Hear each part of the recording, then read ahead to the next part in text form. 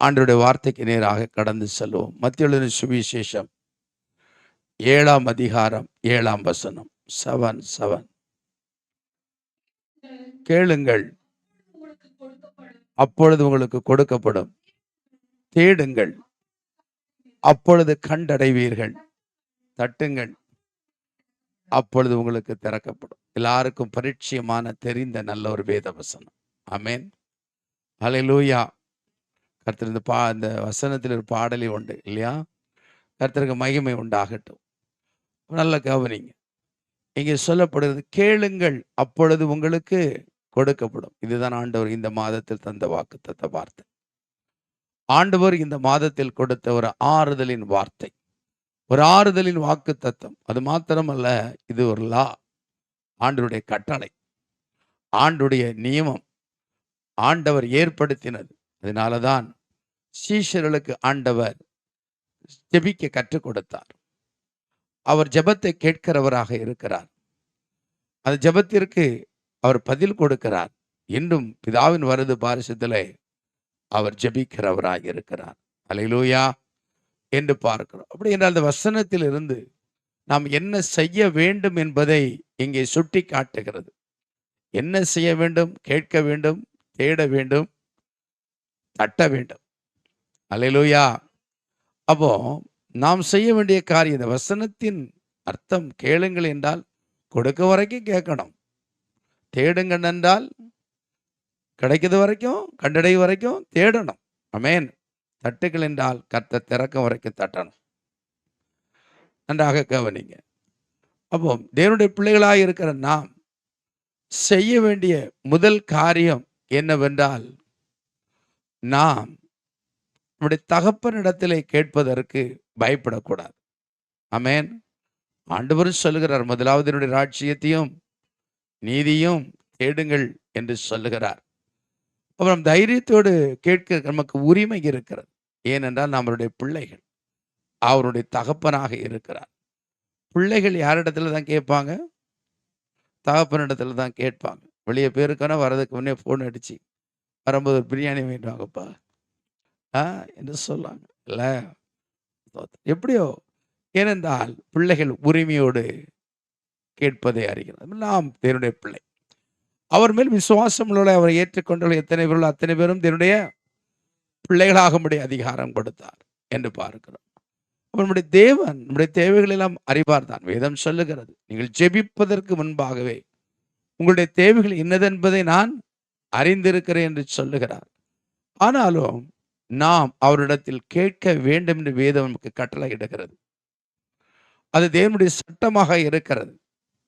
ஆண்டவருக்கு எல்லாம் தெரியும். தெரிந்தாலும் நாம் கேட்க வேண்டும் என்பது தேவ நியதி. எசேக்கியேல் தீர்க்கதரிசியின் புத்தகம் 36ஆம் அதிகாரம் 37ஆம் வசனத்தை வாசியுங்கள். 36, 37. கர்த்தராகிய ஆண்டவர் சொல்லுகிறது என்னவென்றால், இஸ்ரவேல் வம்சத்தாருக்காக நான் இதை அனுகிரகம் செய்யும்படி அவர்கள் என்னிடத்தில் விண்ணப்பம் பண்ண வேண்டும். அவர்கள் என்னிடத்தில் விண்ணப்பம் பண்ண வேண்டும். மந்தை பெருகிறது போல் அவர்களில் மனிதரை பெருக பண்ணுவேன். ஆமென். அப்போ ஆண்டவர் அனுக்கிரகம் நமக்கு செய்ய வேண்டும் என்றால், சகாயம் செய்ய வேண்டும் என்றால், நமக்கு அவருடைய வாழ்க்கையிலே நன்மை செய்ய வேண்டும் என்றால், வேதம் சொல்லுது, நீ விண்ணப்பம் பண்ணணும். நீ விண்ணப்பம் பண்ணுனா தான் நான் உனக்கு அனுக்கிரகம் செய்வேன்.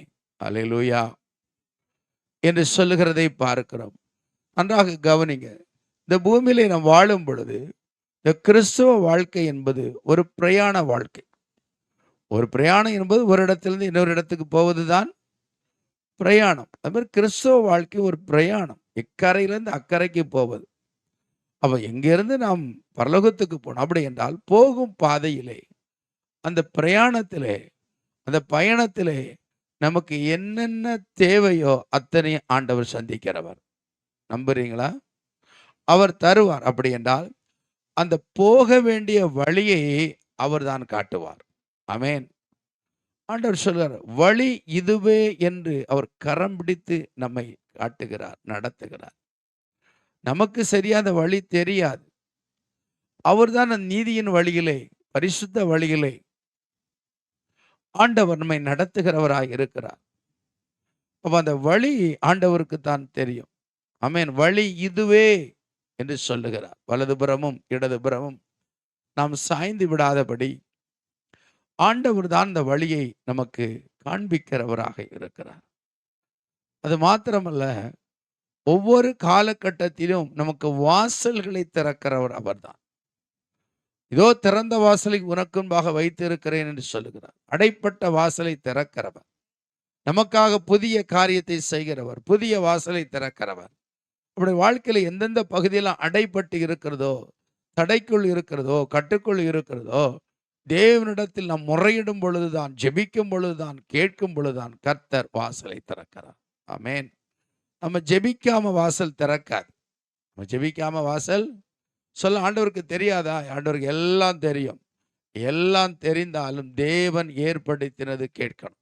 ஆமென். அல்லேலூயா. அப்போ முடிவில் ஆண்டவர் நித்திய வாசலை திறப்பார். நித்தியத்திலே நம்மை சேர்ப்பார். அதனால தான் தாவீது சொல்லும் பொழுது கூட, எனக்கு ஒத்தாசை வரும் பர்வதங்களுக்கு நேராக என் கண்களை ஏறெடுக்கிறேன் என்று சொன்னார். வானத்தையும் பூமியும் உண்டாக்கின கர்த்தரிடத்தில் எனக்கு சகாயம் உண்டு என்று சொல்லுகிறார். நாம் தேவனை நோக்கி பார்க்க வேண்டும், நாம் கேட்க வேண்டும். அப்ப நம்முடைய வாழ்க்கையிலே நம்முடைய வாழ்க்கையில் எல்லாமே தேவனுக்கு தெரிந்திருந்தாலும், முக்காலத்தை அவர் அறிந்திருந்தவராய் இருந்தாலும், ஆண்டவர் நம்மிடத்தில் கேட்க வேண்டும் என்று எதிர்பார்க்க. காரணம், ஆண்டவர் எரிகோ பட்டணத்துக்கு போகும் பொழுது அங்கே பரிதிமையு என்கிற குருடன் அங்கே தாவீதின் குமாரனே எனக்கு இறங்கும் என்று கதறினான், கூப்பிட்டான். அப்பொழுது இயேசு அவனுக்காக நின்று அவனை வரவழைத்தார். அப்பொழுது இயேசு அவனிடத்தில் கேட்கிறார், நான் ஒரு என்ன செய்ய வேண்டும், என்னிடத்தில் என்ன எதிர்பார்க்கிறாய், உனக்கு என்ன தேவை என்று கேட்கிறார். இப்போ ஆண்டவருக்கு தெரியும், குருடனாக இருக்கிறான் என்பது தெரியும். ஆனால் ஆண்டவர் கேட்கிறார், உனக்கு என்ன தேவை அதை சொல். ஸ்தோத்திரம். அப்போ அவன் சொல்றான், ஆண்டவரே நான் பார்வை அடைய வேண்டும். அப்போ அவன் கேட்ட பொழுது உன் விசுவாசத்தின்படி ஆக கடவுது என்று ஆண்டவர் அங்கே செய்வதை பார்க்கிறோம். அருமையான தேவனுடைய பிள்ளைகளே, நாம் தேவனிடத்தில் கேட்பதினாலே என்ன நன்மைகளை அடைகிறோம் என்பதை அறிந்து கொள்ள வேண்டும். பிறரிடத்தில் சொல்லி கேட்பதற்கும் நாமே தேவனிடத்தில் கேட்பதற்கும் வித்தியாசம் உண்டு. சொல்லுவாங்க, எங்களுக்காக வேண்டிக் கொள்ளுங்க, வேண்டிக் கொள்ளுங்க. சொன்ன ஜபத்தையே திரும்ப திரும்ப சொல்றதல்ல, அது ஒரு ஃபார்முலா. அதுல இருந்து எப்ப பரமண்டல ஜபத்தை சொல்லி கொடுத்தாருன்னா, அந்த பரமண்டல ஜபத்தையே சொல்றது தப்பு கிடையாது. ஆனால் திரும்ப திரும்ப அதையே நினைச்ச கூடாது. அதுல என்ன சொல்லப்பட்டிருக்கிறது அர்த்தத்தை தெரிஞ்சு ஜெபிக்கணும். ஆமென். அல்லேலூயா என்று பார்க்கிறோம். அப்படி என்றால் தேவனிடத்தில் கேட்பதினால் வருகிற நன்மை என்ன என்றால், முதல் நமக்கும் தேவனுக்கும் நல்ல உறவு ஏற்படுகிறது. நமக்கும் யாருக்கும் இருவருக்கு நல்ல உறவை ஏற்படுத்துகிறது. அது நம்முடைய உறவை உறுதிப்படுத்துகிறது, அந்த உறவை அது திடப்படுத்துகிறது என்பதை அறிந்து கொள்ள வேண்டும். நீங்க தேவனோடு ஒரு நல்ல ஒரு காரியத்திலே இணைந்து கேட்கவில்லை என்றால் ஒரு உறவு வளராது, உறவு வளராது என்று பார்க்கிறோம். இரண்டாவது, தனிப்பட்ட விதத்திலே நாம் கேட்க கேட்க அவரை அறிந்து கொள்ளுகிறோம், அவரும் அவரால் நாம் அறியப்படுகிறோம். கர்த்தர் தன்னை வெளிப்படுத்துகிறார். நெருங்க நெருங்க தான், இசைய இசையதான், உறவை வலுப்படுத்த வலுப்படுத்ததான் கர்த்தரும் தன்னை வெளிப்படுத்துகிறார். நாமும் தனிப்பட்ட விதத்திலே ஆண்டவரை அறிந்து கொள்ளுகிறோம். ஆமென். கூட்டத்தில் அல்லேலூயா போடுகிறதும் ஸ்தோத்திரம் போடுகிறதும் நல்லதுதான். ஆனால் தனிப்பட்ட விதத்திலே தேவனை அறிகிற அறிவுதான் முக்கியம். ஆமென். அதில் சிறு பிள்ளைகளை எல்லாம் சிறு வயதிலேயே முழங்கார் படிட்டு அவங்களை ஜெபிக்க பழக்க வைக்கணும். ஆமென். குழந்தையிலே அந்த பிள்ளைகளுக்கும் ஆண்டவருக்கும் தனிப்பட்ட உறவை ஏற்படுத்தி கொடுக்கணும். வாலிப வயதிலே தேவனோடு ஒரு தனிப்பட்ட உறவை ஏற்படுத்த வேண்டும். அப்படி தேவனோடு நல்ல உறவை ஏற்படுத்தி பிள்ளையை கேட்டு பழகி தேவன் அவர்களோடு பேசி அங்கே உறவாடுதல் வரும் பொழுது அந்த பிள்ளை பாவம் செய்ய துணியாது. ஆமென். பாவத்தில் இருக்கிறவன் ஜெபிக்க விரும்ப மாட்டான், ஜெபிக்க விரும்புகிறவன் துணிகரமாய் பாவம் செய்ய மாட்டான். ஆமென். அப்ப அந்த பிள்ளைகளை தனிப்பட்ட விதத்திலே தேவனோடு உறவை வளர்த்து கொள்ள, கேட்க, பேச, அங்கே ஐக்கியம் கொள்ள நாம் அதில் உருவாக்கி விட வேண்டும். ஆமென். அப்போ அடுத்து பிள்ளைகள் தகப்பனிடத்தில் கேட்கும் பொழுது அந்த தகப்பன் சந்தோஷப்படுகிறார். நம்முடைய ஆண்டவர் அதில் சந்தோஷப்படுகிறார். அல்லேலூயா. ஒரு சிறு குழந்தை 2 வார்த்தை தான் பேசுனா அந்த பெற்றோருக்கு ஒரு சந்தோஷம் வருது இல்ல? அப்போ நாம ஆண்டவரிடத்துல கேட்கணும். எனக்கு ஜெபிக்க தெரியாதுன்னு சொல்லக்கூடாது. ஏன்னா யாரும் தெரிஞ்சிட்டு வரல. ஒரு நண்பரிடத்துல பேசுறது போல, தாய் தகப்பனிடத்துல பேசுறது போல நமக்கு தெரிந்த பாஷையில பேசலாம். அதுக்கு ரொம்ப இலக்கிய நடையில தான் பேசணும், இப்படிதான் ஜெபிக்கணும், அப்படிதான் ஜெபிக்கணும்னு ஒரு வரைமுறை கிடையாது. ஆண்டவர் எல்லாம் தெரியும். வளர்ந்தால் வளர்ந்த அளவிற்கு ஜெபிக்க வேண்டும். வளரவில்லை என்றால் நாம் மழலை குரலிலே இப்படி தேவையை செய்தால் ஆண்டவர் அதில் சந்தோஷப்படுவார். சந்தோஷப்படுவாரா இல்லையா? ஆமென். அப்புறம் ஜெபிப்பதினாலே வருகிற நன்மைகள் முதல் தனிப்பட்ட உறவு. அது மாத்திரமல்ல, நாம் அவரை அறிந்து கொள்ளுகிறோம். அவரால் நாமும் அறியப்படுகிறோம். ஆண்டவர் அதிலே சந்தோஷப்படுகிறார். நாம் தேவனோடு உறவாடும் பொழுது தேவன் அங்கே அதிலே சந்தோஷம். என் பிள்ளைகள் என்னிடத்தில் கேட்கிறது. அல்லேலூயா. அப்ப அதை ஆண்டவர் ஏற்படுத்துகிறார். ரெக்கமெண்டே தேவை கிடையாது. ஆமென். ஃபர்ஸ்ட்ல ஆண்டவர் சொல்றார், நான் உன் தகப்பன், நீ என் பிள்ளை, என்கிட்ட கேள். வாசிச்ச சங்கீதம் இல்லையா? வசனம் சொல்லுது, என்னிடத்தில் கேள், ஜாதிகளை உனக்கு சுதந்திரமாகவும் பூமியின் எல்லைகளை சொந்தமாகவும் கொடுப்பேன். கேள் என்று சொல்கிறார். கேட்கிற எவனும் பெற்றுக்கொள்ளுவான். கேட்கிற எவனும் பெற்றுக்கொள்ளுவான் என்று பார்க்கிறோம். அவருடைய வாழ்க்கையிலே நாம் ஜெபிக்கவில்லை என்றால் நம்முடைய வாழ்க்கையிலே வெற்றி கிடைக்காது, வளர முடியாது, அறிய முடியாது. ஆண்டவர் யோவான் புத்தகம் 16ஆம் அதிகாரம் 24 சொல்றாரு. யோவான் 16:24, இதுவரைக்கும் நீங்கள் என் நாமத்தினாலே ஒன்றும் கேட்கவில்லை, கேளுங்கள், அப்பொழுது உங்கள் சந்தோஷம் நிறைவாய் இருக்கும்படி பெற்றுக்கொள். ஆண்டவர் சொல்றார், என் நாமத்தினால கேள், என் நாமத்தினால் இதை கேட்டாலும் நீங்கள் பெற்றுக்கொள்வீர்கள். உங்கள் சந்தோஷம் நிறைவாகும்படி நீங்க பெற்றுக்கொள்வீங்க. நீங்க கேளுங்க என்றது ஆண்டவர் சொல்லுகிறார். அப்படி நம்ம கேட்கவில்லை என்றால் என்ன நடக்கும்? யாக்கோபின் புத்தகம் 1ஆம் அதிகாரம் 4ஆம் வசனம், 4ஆம் அதிகாரம் 2ஆம் வசனத்தை வாசிங்க. 4:2, நீங்கள் இச்சித்தும் உங்களுக்கு கிடைக்கவில்லை, நீங்கள் கொலை செய்தும் பொறாமை உள்ளவர்களாய் இருந்தும் அடைய கூடாமற் போகிறீர்கள். நீங்கள் சண்டையும் யுத்தமும் பண்ணியும் நீங்கள் விண்ணப்பம் பண்ணாமல் இருக்கிறதுனாலே உங்களுக்கு சித்திக்கிறதில்லை. சித்தினா வெற்றி. அப்போ உங்க வாழ்க்கையில நீங்க இச்சிக்கிறீங்க, பல தவறுகளை செய்யறீங்க, ஆனாலும் நீங்க ஜெபம் பண்ணி அதிலிருந்து வெளியே விடுதலை ஆகல. ஜெபம் பண்றோம், ஆனா இன்னும் சில காரியத்திலிருந்து விடுதலை ஆகவில்லை. அதனால சில வெற்றிகளை, நன்மைகளை உங்களால பெற முடியாது. சில காரியம் கிடைக்கும். அப்போ கர்த்தருடைய நாமத்தை தொழுதுகொள்ள எவனும் ரட்சிக்கப்படுவான் அப்படின்னா இயேசுவிடத்துல கேட்டா கொடுப்பார். ஆனால் நாம் சில காரியங்களிலிருந்து விடுதலையை பெற வேண்டும். அதற்கு ஜெபம் பண்ணினாதான் விடுதலை கிடைக்கும். ஜெபமே ஜெயம். எல்லா ஊழியத்துக்கும் அஸ்திபாரம் ஜெபந்தான். ஆமென். ஜெபம் இல்லாம எதையும் செய்ய முடியாது. ஆமா, இயேசுவே இரவெல்லாம் ஜெபித்தார், பகலெல்லாம் ஊழியம் செய்தார். ஆமென். ஆண்டவரே, நாங்க இந்த பிசாசை துரத்தணும் போகலையே, இந்த ஜாதி பிசாசு ஜெபத்தினாலும் உபவாசத்தினாலும் வேறு எந்த வகையிலும் போகாது என்று சொல்லுகிறார். அப்போ சத்துருக்கு உங்களை பற்றி நல்லா தெரியும். நீங்க உங்க ஆவிக்குரிய வாழ்க்கையில எவ்வளவு பலன்ல இருக்கிறீங்க, வல்லமையில இருக்கிறீங்க எவ்வளவு என்பது தெரிஞ்சுதான் உங்களிடத்துல அவன் சீண்டுவான், உங்களை பலவீனப்படுத்துவான்.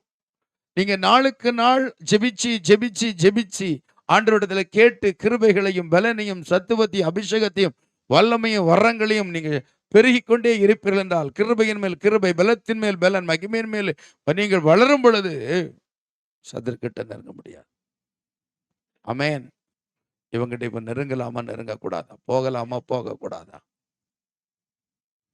டச் பண்ணலாமா பண்ணக்கூடாதா, அவனுக்கு தெரியும். அவன் கூடுதல் சோர்ந்து இருக்கிற வேளையில தான் நம்மளை அதிகமாக தாக்குவான். ஆமென். ஆவியில பலப்பட்டு இருக்கும் பொழுது ஒரு அனல் இருக்கும்னா ஒரு பூச்சி கூட கிட்ட வர முடியாது. தீ எரிஞ்சிச்சுன்னா அந்த தீ கிட்ட ஒரு பாம்பும் வர முடியாது. ஆமென். அவன் நம்முடைய வாழ்க்கையிலே வேதம் சொல்லி, நீ ஜெபிக்காம இருக்கிறதுனால தான் சித்திக்கிறது இல்லை, நீ வெற்றி பெற முடியாமல் இருக்கிறாய். அப்ப ஆண்டவர் சொல்றார், கேளுங்கள் கொடுக்கப்படும். நம்முடைய வாழ்க்கையிலே நம் நாளுக்கு நாள் வளரணும்.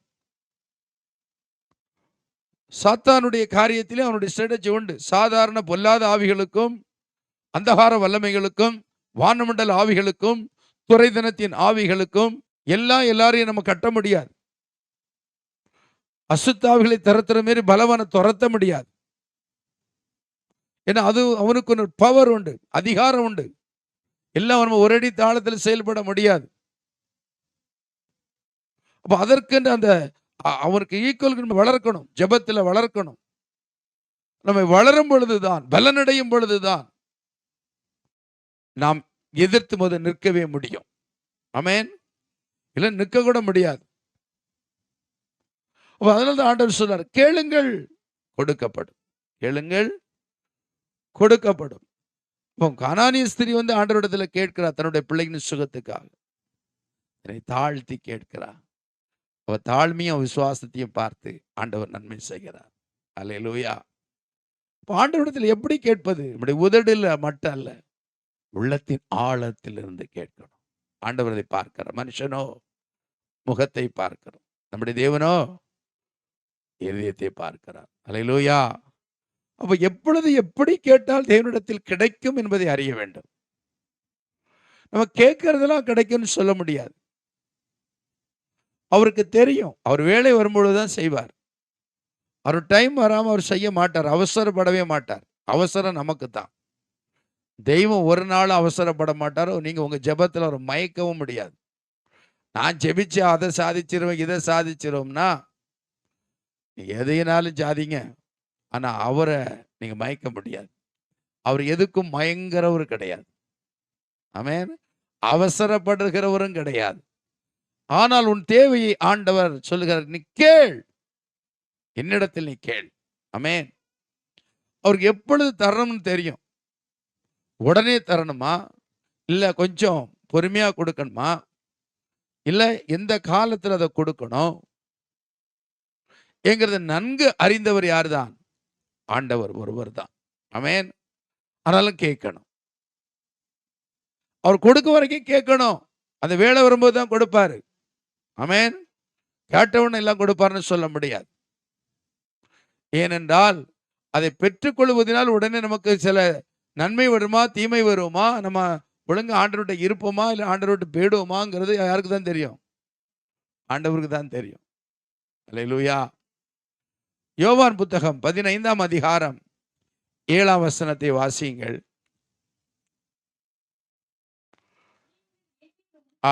என் வார்த்தைகள் உங்களிலும் நிலைத்திருந்தால் நீங்கள் கேட்டுக்கொள்வது எதுவோ அது உங்களுக்கு செய்யப்படும். ஆமென். அப்ப தேவனுடைய வார்த்தைகளை நாம் நிலைத்திருக்க வேண்டும் என்று ஆண்டவர் விரும்புகிறார். அவருடைய கற்பனைகளிலே வேத வசனத்திலே நாம் நிலைத்திருக்க வேண்டும். நிலைத்திருந்து நம்முடைய வாழ்க்கையின் செயலிலே அதை காண்பித்து ஆண்டவரிடத்திலே கேட்கும் பொழுது உடனே கொடுப்பேன். ஆமென். அதை நீங்கள் 1 யோவானிலே 3ஆம் அதிகாரம் 22ஆம் வசனத்தை வாசிக்கும் பொழுது இன்னும் உறுதியாய் சொல்லப்படுகிறது. 1 யோவான் 3ஆம் அதிகாரம் 22. அவருடைய கற்பனைகளை நாம் கை கொண்டு அவருக்கு முன்பாக பிரியமானவைகளை செய்கிறபடியா நாம் வேண்டிக் கொள்கிறது எதுவோ அதை அவராலே பெற்றுக் கொள்ளுகிறோம். அவராலே. அவன் வேத வசனத்தை அதாவது வேதத்தை நீங்க நேசிக்காம, வேதத்தை நீங்க பிரியப்படாம ஜெபிக்கிறனுடைய ஜெபம் அருவருப்புன்னு வேதம் சொல்லுது. வேத வசனத்தை சத்தியத்தை அறியணும். அறிந்த பிரகாரம் ஜெபம் பண்ணணும். அறிந்து அப்பதான் ஆண்டவருக்கு எது பிரியமானது, எது பிரியம் இல்லாதது, எது கர்த்தருக்கு பிடிக்கும், எது பிடிக்காதது, எது நீதி, எது அநீதி, எது அசுத்தம், எது பரிசுத்தம் என்பதை எப்படி அறிந்து கொள்வது, வித்தியாசத்தை எப்படி அறிந்து கொள்வது? வேதத்தின் மூலம்தான். ஆமென். அப்ப வேதத்தை கேளாதவனுடைய ஜெபம் அருவருப்பு என்று சொல்லுகிறார். ஆனால் நம்ம ஜெப வீராங்கனையா இருக்கலாம், ஜெப வீரர்களா இருக்கலாம். இருந்தாலும் ஆண்டவருடைய சத்தியத்தை அறிந்து கேட்கும் பொழுதுதான் ஆண்டவர் அதை சந்தோஷத்தோடு கொடுப்பார். ஆமென். வேதம் சொல்லுது, நீ என் வார்த்தையிலே நிலைத்திருந்து கேட்கும் பொழுது அதை நான் செய்வேன் என்று சொல்லுகிறார். அருமையான தேவனுடைய பிள்ளைகளே, நம்முடைய வாழ்க்கையிலே அநேக காரியத்தை வேதத்திலே கேள் கேள் கேள் என்று சொல்லப்படுகிறது. இன்றைய தினத்தில் நான் ஒரே ஒரு காரியத்தை முன்பாக வைக்கிறேன். தேவனுடைய பிள்ளைகளாக இருக்கிற நாம் கேளுங்கள் கொடுக்கப்படும் என்று சொல்லப்படுகிறது. முதலாவது எதை கேட்க வேண்டும், முதலாவது தேவனிடத்திலே எதை கேட்டு பெற்றுக்கொள்ள வேண்டும் என்பதை தேவனுடைய பிள்ளைகள் அறிய வேண்டும். ஆண்டவர் இயேசு சொல்கிறார், முதலாவது தேவனுடைய ராஜ்யத்தையும் அவருடைய நீதியும் தேடுங்க. ராஜ்யத்தை தேடுங்கிறாரு, நீதியை தேடுங்கிறாரு. அவருடைய வாழ்க்கையிலே எதை தேவனுடைய பிள்ளைகள் முதலாவது தேட வேண்டும் என்றால், வாசியுங்கள் யாக்கோபு புத்தகம் 1 அதிகாரம் 5 வசனம். யாக்கோபு 1:5. உங்களில் ஒருவன் ஞானத்தில் குறைவுள்ளவனாய் இருந்தால் யாவருக்கும் சம்பூர்ணமாய் கொடுக்கிறவரும் ஒருவரையும் கடிந்து கொள்ளாதவருமாகிய தேவனிடத்தில் கேட்க கடவன், அப்பொழுது அவனுக்கு கொடுக்க. வேதம் சொல்லுகிறது, நீ ஞானத்தை கேள். ஆண்டவருடைய பிள்ளைகளுக்கு முதல் தேவனிடத்தில் நாம் கேட்க வேண்டியது எதுவென்றால் ஞானம். பரத்துக்குரிய ஞானத்தை கேட்க வேண்டும். பேய்க்கெடுத்த ஞானம் அல்ல, மனுஷிக ஞானம் அல்ல, தேவ ஞானத்தை கேட்க வேண்டும். இயேசு கிறிஸ்து இந்த உலகத்திலே பூமியிலே வாழ்ந்து ஊழியம் செய்ய பொழுது, அவர் வளர்ந்த நாசரேத்து ஊருக்கு போகும் பொழுது அங்கே இயேசு பிரசங்கம் பண்ணினார். அதை பார்த்த அந்த ஜனங்க சொன்ன வார்த்தை என்ன தெரியுமா? இவருடைய தகப்பன் தாயை தெரியுமே, என் சகோதரனை கூட தெரியுமே, இவனுக்கு இந்த ஞானம் எப்படி வந்தது, இந்த வல்லமை எப்படி வந்தது? அப்ப இயேசுவின் இடத்தில் காணப்பட்ட அரும்பெரும் காரியங்கள் 2. ஒன்று தேவ ஞானம், இன்னொன்று வல்லமை. அப்ப இந்த பூமியிலே நாம் வாழும் பொழுது நான் எல்லாவற்றையும் மேற்கொள்ள வேண்டும் என்றால், ஜெயிக்க வேண்டும் என்றால் நமக்கு தேவ ஞானம் முக்கியம், தேவ வல்லமை முக்கியம். அதனால கடைசியாக சகோதரரை கர்த்தருடைய சத்தத்தின் வல்லமையிலும் பலப்படுங்கள்.